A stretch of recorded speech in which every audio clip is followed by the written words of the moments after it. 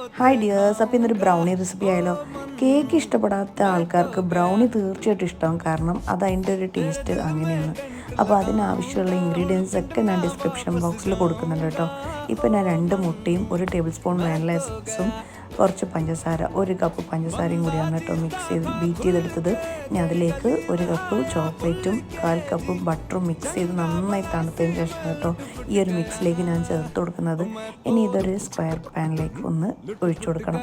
നമ്മൾ കേക്കിൻ്റെ ഒരു മിക്സർ പോലെ അല്ല കേട്ടോ ഈ ഒരു നമ്മൾ ബ്രൗണീൻ്റെ മിക്സർ ഉണ്ടാവുക, കുറച്ചൊരു കട്ടിയായിരിക്കും. അതാണ് അതിൻ്റെ കറക്റ്റ് ഇതും മെഷർമെൻറ്റും. അപ്പം ഇത് നന്നായിട്ടൊന്ന് സ്പ്രെഡ് ചെയ്ത് കൊടുത്തിട്ട് ഇതിലേക്ക് ഞാൻ ബിസ്ക്കറ്റ് ഇട്ട് കൊടുക്കണം. ഇപ്പം നിങ്ങൾക്ക് ഈ സമയത്ത് കുറച്ച് ലോട്ടസിൻ്റെ സ്പ്രെഡും പിന്നെ ലോട്ടസ് ബിസ്ക്കറ്റും ചേർത്ത് കൊടുക്കുന്നെങ്കിൽ ഒന്നും കൂടി കിടു ടേസ്റ്റ് ആവും കേട്ടോ.